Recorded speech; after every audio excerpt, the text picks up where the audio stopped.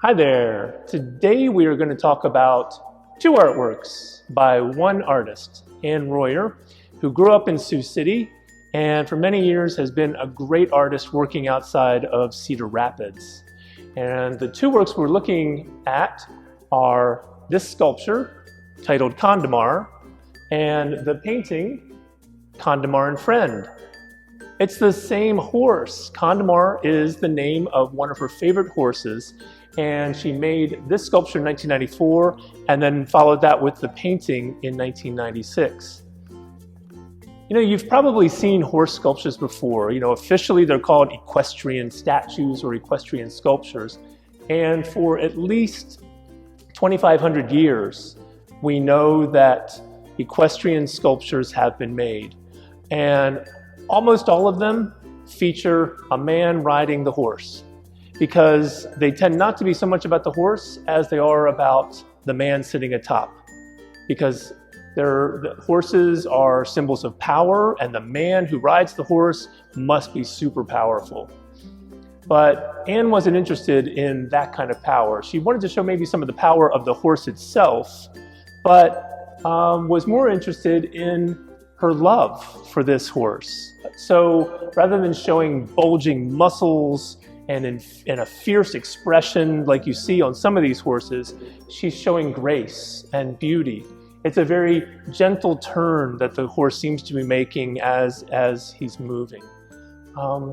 This was the way that if you have a pet at home, the way that you might want to draw or paint your pet. She has that much love for this horse. So she made this sculpture out of bronze, and if you remember, we showed one of her sculptures in an earlier video called Don Quixote. And in that video, we talked about how she made every angle as you would go around the sculpture interesting. And it's the same with this horse. From some angles, the horse seems like maybe he's not moving all that much. From other angles, it seems like he's in full motion and making a turn. So that's an important thing of making an interesting sculpture. And when it came time to make the painting, she decided to add a friend. So she added an additional horse. And what's interesting to me about this painting, it's typical of Anne's paintings, where she uses lots of bold colors and lines to create these big shapes of blues and greens and reds. But that's not actually the subject of the painting. The subject of the painting is the part that has very little color or very, very small amounts of color. And the horses themselves, which in some ways are purely white or have very pale yellows to define them. It's almost like they're sort of coming out of this big sea of colors. A really interesting way of making an artwork of your subject by making it white and making everything else around it seem really dynamic and bright and beautiful.